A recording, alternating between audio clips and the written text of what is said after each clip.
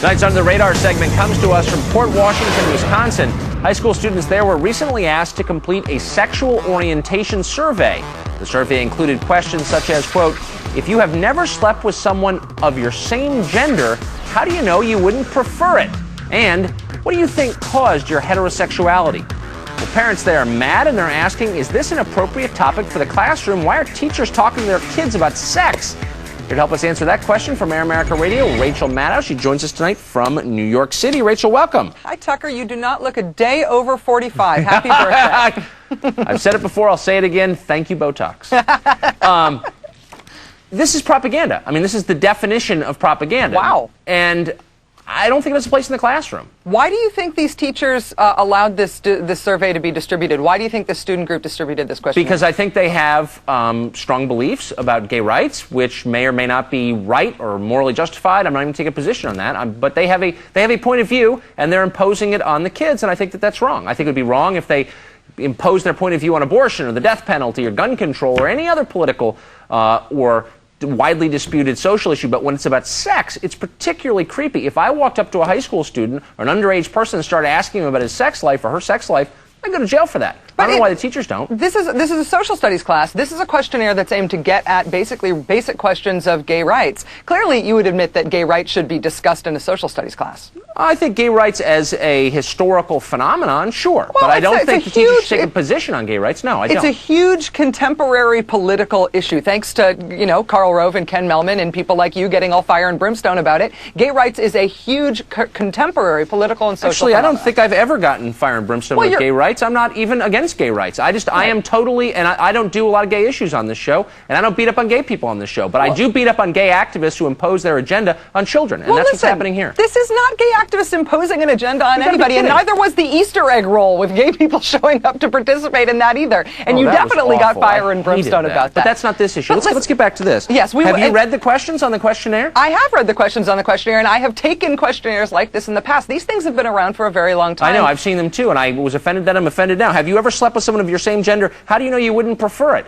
I don't know. If a teacher asked my kids who they were sleeping with, suggested maybe they get together with someone of their own gender or someone of a different gender, I think I'd go to school and punch the teacher out because I think that's just so wrong. Tucker, here's what's going on. You hear something that's about gay rights and you think it's about sex. This is the same argument. This is about sex. They're saying, who have you slept with? It's Tucker, about sex. These things have been around for a long time. You know what this is. You're smarter than what you're saying right now. What you know this is this is a walk a mile in my shoes exercise, right? I, as a gay person, have constantly been asked in totally inappropriate venues, what do you think caused your homosexuality? When did you first decide that you were homosexual? Okay, but if you haven't slept with a man, how come you know that you're gay? You're missing the key distinction here, Rachel. I get asked those things all the time. You may be asked those things by people in your life. If you were asked those things by your social studies teacher, I would be the first to jump up and say, hey, Mr. Social Studies teacher, knock it off. It's not your place to ask Rachel Maddow about who she sleeps with, okay? No. Because that's the difference. This is a teacher doing this, a teacher pushing his or her agenda on little kids. Knock it off. On little kids. This is a high school class. Yeah, they're underage. They can't vote. They can't drink. Most of them can't drive. Yeah, they're kids. Tucker, this is not a questionnaire that's aimed at getting literally at people's sex lives. This is a questionnaire that's designed to make people realize the kinds of situations that gay people are put into. This is an empathy exercise, basically, and it gets right at, without taking a position on it, it gets right at the brass tacks of what the argument is for gay rights. But it's pushing, exactly. It's making the argument for gay rights. It's not making the argument for it. It's you designed just said it was. Woo, slippery tonight. Listen to me, Tucker. It's not about trying to make the argument for gay rights. It's about trying to understand the argument for gay rights. The argument for gay rights at basis is, I, as a gay person, know that I'm different. I know I'm not in the majority. I know that I'm in a minority, but I believe the way that I'm different should not deny me the rights of citizenship. It shouldn't make me liable to discrimination and violence. I think everyone understands pretty much what basically gay rights are. Are they going to make the case against gay rights? Because there is such a case. Sure. Okay, but they're not making it in the class because they are pushing gay rights. They're pushing a political agenda on these kids. Tucker, no, they're not. Just by talking about what the argument is for gay rights doesn't mean that they're taking it. They're saying said it's an empathy exercise. Yes, it is. Imagine that you are in this minority. How does that make you feel about the argument that people in this minority still have citizenship rights? It's an editorial, in other words. It's not an editorial. You agree with.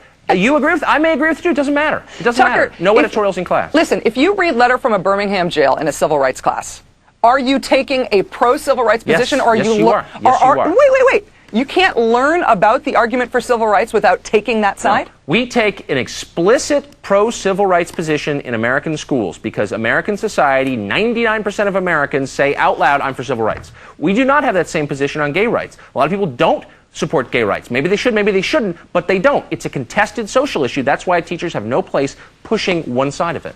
Teachers are not pushing one side of it in this regard. Learning about Tucker, learning about the arguments for gay rights doesn't mean that you are making those arguments, and you're smart enough to know that. No, as long as they give equal time to the arguments against gay rights, and I'm sure they will. I'm sure they'll be gay bashing next week, right? No, I don't think so, Rachel. This isn't an argument for gay rights. Right, okay. You are hysterical. I'm not hysterical. Rachel Maddow. Happy birthday, Thanks Tucker. for coming on, Rachel. Nice I to see you. appreciate it. Thanks. Still ahead.